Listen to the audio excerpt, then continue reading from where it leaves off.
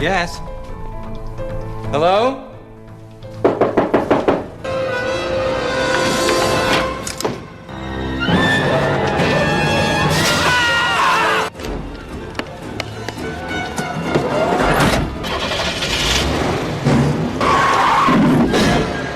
Hai guys, by the way, gimana nih kabar kalian semua? Seperti biasa, pada kesempatan kali ini gua akan kembali menemani waktu luang kalian dengan membahas sebuah film bertemakan psikopat atau pembunuh berantai sadis dengan ciri khas yakni memakai topeng. Film ini sendiri berjudul Scream. Ya, kalian juga udah pasti nggak asing lah ya sama film satu ini. Dirilis pada tahun 1996 lalu. Oke, kalau misalkan kalian penasaran tanpa berlama-lama lagi, mendingan kita langsung aja yuk ke filmnya. Enjoy the movie.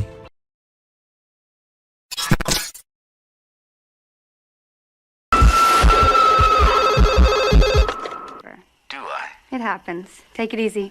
Di awal film kita akan memperlihatkan kepada seorang wanita bernama Kayla yang tiba-tiba menerima telepon dari orang misterius yang tidak dikenal. Pada awalnya Kayla mengira jika telepon tersebut adalah kerjaan dari orang iseng. Namun tidak lama kemudian si penelpon pun mulai mengancam jika dia akan datang untuk membunuhnya dengan sangat kejam. Kayla yang mengira hanya diteror melalui telepon saja terlihat tidak terlalu mendagapi hal tersebut.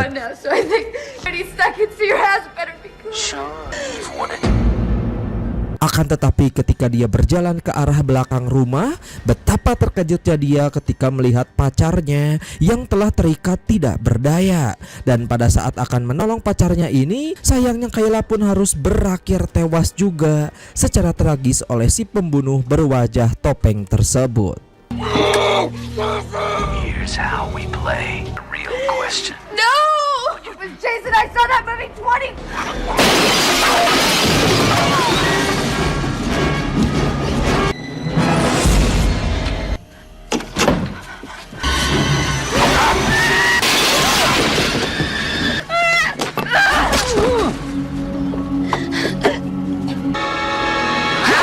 Casey.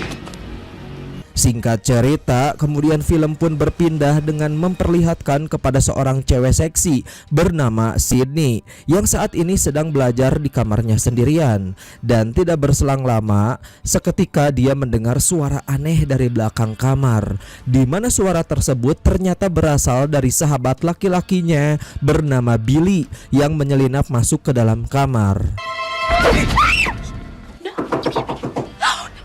Sementara ayahnya yang mendengar suara teriakan Sydney lantas bergegas mengecek, sehingga di situ Sydney langsung memberitahu si ayah bahwa dia baik-baik saja dan cuman kaget karena tadi ada serangga masuk ke dalam kamarnya. Tepat setelah itu sang ayah yang bernama Mr. Prescott kemudian mulai meminta izin kepada anaknya ini mengenai dia yang akan pergi tugas keluar kota selama beberapa minggu dan meminta kepada Sydney agar tidak membawa pacar atau teman laki-laki di saat dia pergi. Setelah memastikan si ayah pergi, kemudian Billy pun keluar dari tempat persembunyian di mana dia adalah mantan pacarnya Sydney dan dengan sengaja menyelinap masuk demi bertemu sang mantan pujaan hati. Things have changed and I have a little rough footage. no. Yeah. Singkat cerita, pada esok harinya kemudian kita akan diperlihatkan kepada suasana di sekolahan yang saat ini sedang tren membahas tentang kejadian yang menimpa Kayla dan pacarnya Stephen. Oleh karena itu terdapat beberapa polisi yang berjaga memeriksa TKP, bahkan para wartawan pun ikut andil dalam rapat investigasi. What is going on? You don't know? Not anymore. So sad for mom and dad.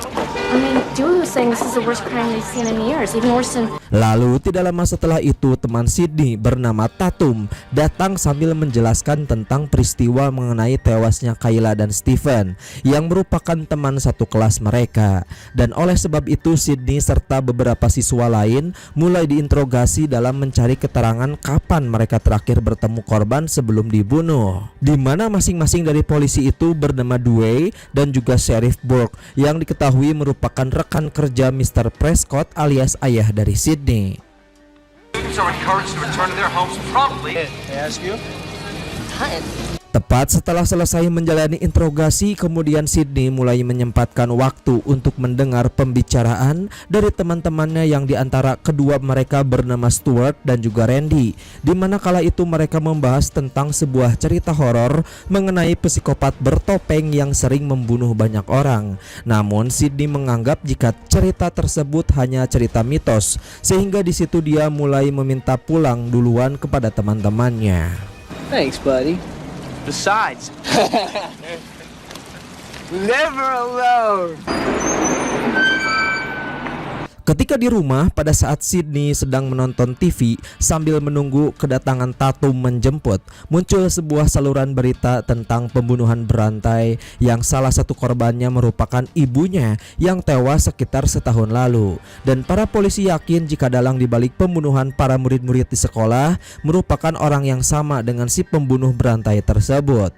Sehingga di saat sedang asik-asiknya menonton, tiba-tiba Sydney pun mulai mendapatkan telepon dari orang misterius, di mana telepon itu sama seperti yang Kayla alami. Who is this? you tell me. Randy, you gave yourself away. Are you? No, it's just what's. Di sini Sydney mengira jika orang misterius yang menghubunginya adalah Randy, teman sekelasnya, karena si penelepon membahas tentang film horor yang disukai oleh sahabatnya itu. Namun lama-kelamaan Sydney seketika mulai dibuat panik dan menyadari jika yang menghubunginya bukanlah Randy, dikarenakan percakapan yang si penelepon ini mulai membahas tentang pembunuhan. Sehingga Sydney yang panik ketakutan langsung bersembunyi ke dalam rumah, sehingga tiba-tiba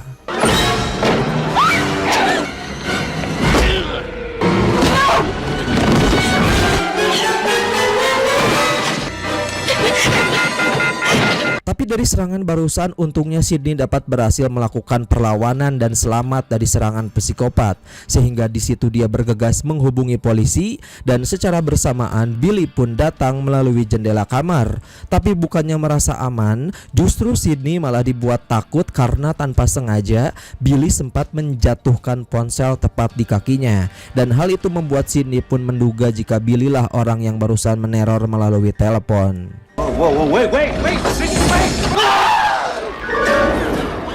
Tepat setelah itu Dwayne dan Sheriff Burke datang. Sebelum akhirnya Billy yang dicurigai sebagai dalang dibalik pembunuhan pun dibawa dan diinterogasi ke kantor polisi. All these guys off. I didn't do it. Tougher than she looks. Have to be all the shit she. Godfrey, I'm so sorry I was late. Are you alright? She'll be okay.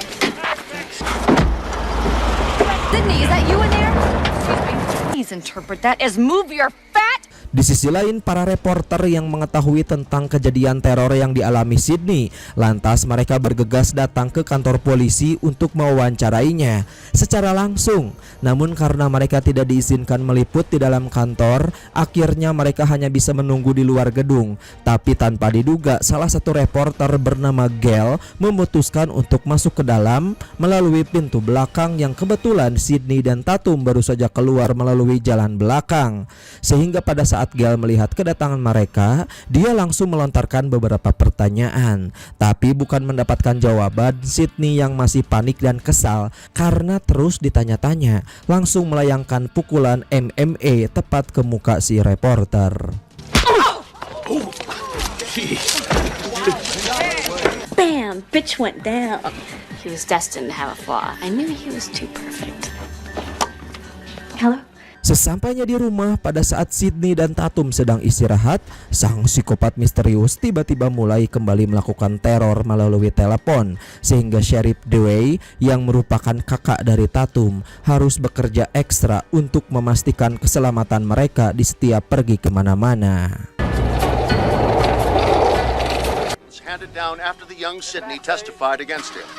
Namun dia yang mengira jika sekolah adalah tempat teraman bagi Sydney, ternyata perkiraannya salah besar, di mana ketika Sydney sedang berada di kamar mandi sendirian, teror terhadapnya masih saja berlangsung dan inilah yang terjadi. She's her own bubble butt boyfriend, completely suicidal. One day she snaps. Beruntung dia dapat kembali berhasil lolos dari serangan. Namun berbeda dengan nasib salah satu guru di sekolah yang harus berakhir tewas di ruangan kerjanya. Yes. Hello?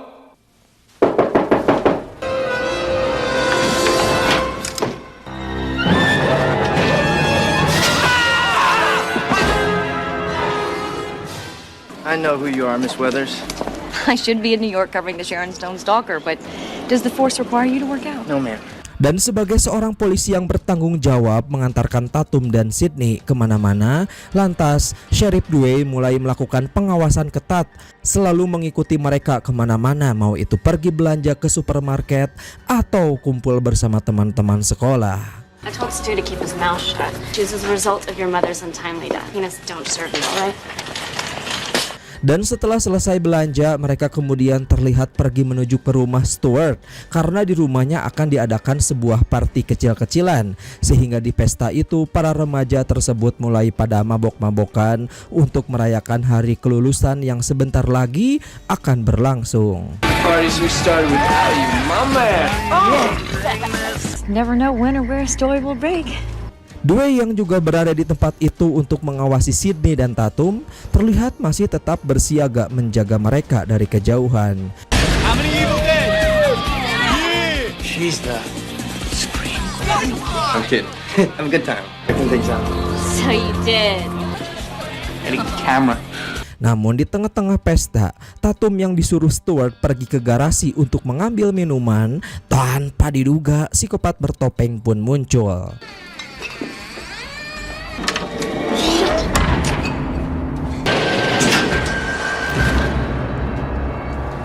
Tapi bodohnya Tatum mengira jika itu adalah Randy yang sedang menyamar. Dengan santuy dia mendekati ke arah psikopat itu. No, please don't kill me, Mr. Ghostface.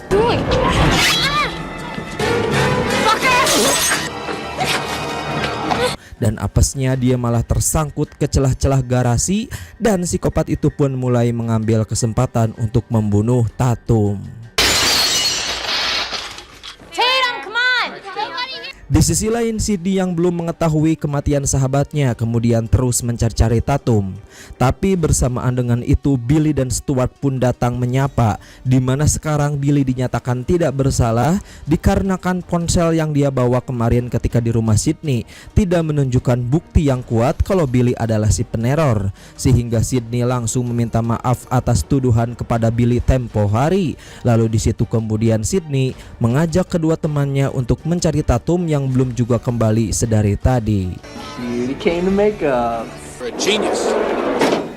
Di sisi lain, film kemudian berpindah kepada Gail si reporter yang terlihat sedang berada di dekat rumah Stuart untuk mengawasi pesta para remaja, yang siapa tahu psikopat itu akan muncul mengacau di pesta tersebut, di mana jika sampai itu terjadi maka dia akan langsung menjadikannya berita. Lalu secara tidak sengaja dia bertemu Sheriff Dewey, yang kemudian Dewey mulai mengajak Gail berkeliling untuk membicarakan tentang pembunuhan yang sedang marak terjadi. Such a nice night out. Do you know what that constellation is? Namun di saat itu seketika mereka malah dibuat terkejut ketika melihat mobil Pak Prescott yang terparkir di semak-semak, di mana mereka menduga bahwa ayahnya Sydney lah pelaku yang sebenarnya di balik pembunuhan. Sampai pada akhirnya Dewey yang takut jika psikopat akan datang mengincar para remaja bergegas pergi mengecek menuju ke rumah Stuart. I don't know, when you're arrested, you're like, Sheriff Burke called your dad, I saw him. Kembali ke Sydney, di saat dia sedang berduaan di kamar dengan Billy, tidak lama kemudian sosok psikopat itu pun datang menyerang. Yang anehnya setiap kemanapun Sydney lari, psikopat itu akan selalu berhasil menemukan keberadaannya.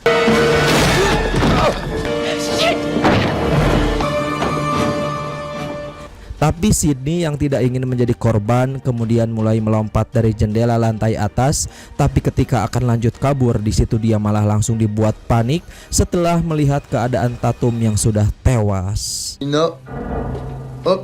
Dengan sedikit menahan rasa sakit pada bagian kaki, Sydney pun lalu pergi berlindung menuju ke mobil reporter Gail, dan melalui monitor yang terhubung dari handycam, di sini rekan Gail yang bernama Kenny tiba-tiba melihat jika Randy sedang dalam bahaya karena diincar sosok psikopat. Sehingga hal itu membuat Kenny langsung keluar dari mobil untuk menolongnya. Namun di saat Kenny akan keluar, inilah yang terjadi.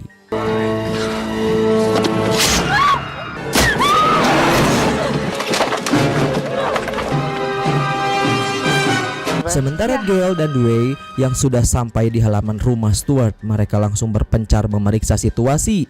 Dan di saat Gail akan menghubungi polisi, tiba-tiba dia malah dibuat panik ketika melihat jasad Kenny rekannya yang sudah tewas, sehingga Gail yang ketakutan langsung tancap gas.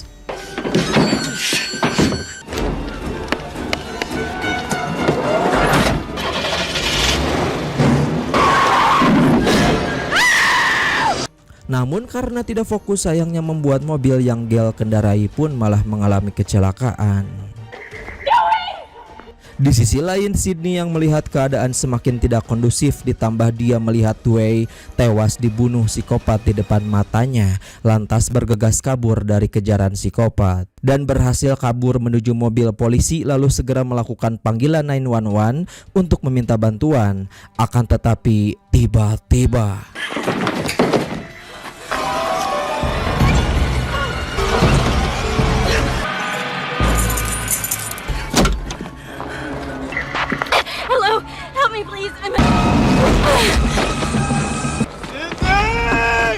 untungnya Sydney berhasil lolos dari kematian, namun belum sempat kabur terlalu jauh, Sydney malah harus dibuat kaget karena melihat kehadiran Randy dan Stuart ada di lokasi tempat psikopat tadi mengejarnya. Yang di sana Randy dan Stuart mulai saling menuduh satu sama lain karena merasa kejadian yang terjadi saat ini dilakukan dengan sengaja oleh salah satu di antara mereka. Akan tetapi Sydney tidak percaya dengan keduanya dan lebih memilih masuk ke dalam rumah untuk berlindung dari mereka. Tidak lama kemudian plot twist-nya adalah terjadi di mana Billy yang tadi terbunuh ternyata masih hidup dan sehat walafiat, sehingga di situ Sydney langsung membantunya untuk mengobati luka-luka di tubuh Billy. Tapi tepat di saat Randy masuk dan bertemu mereka, tiba-tiba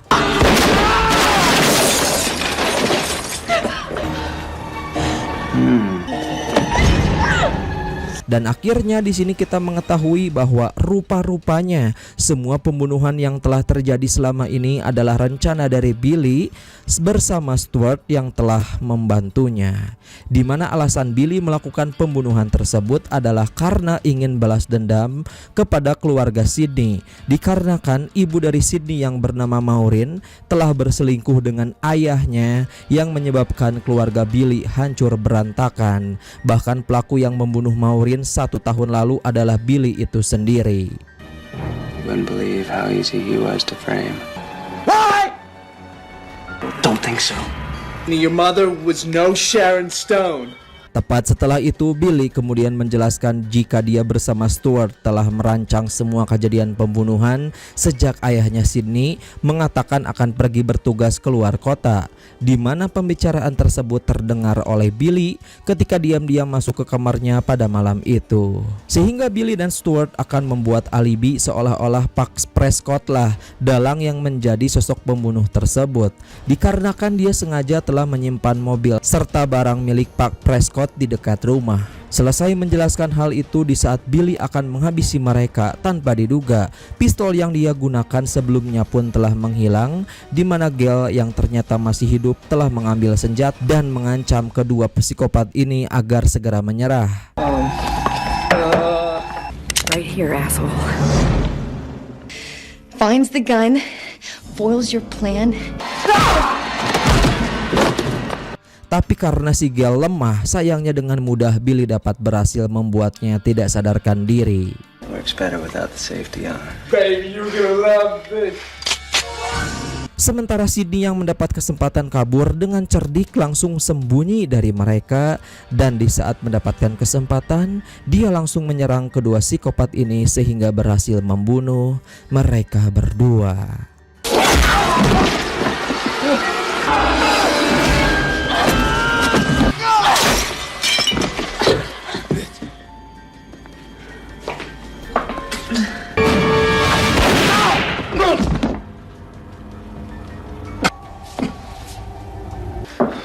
I remember the safety that time.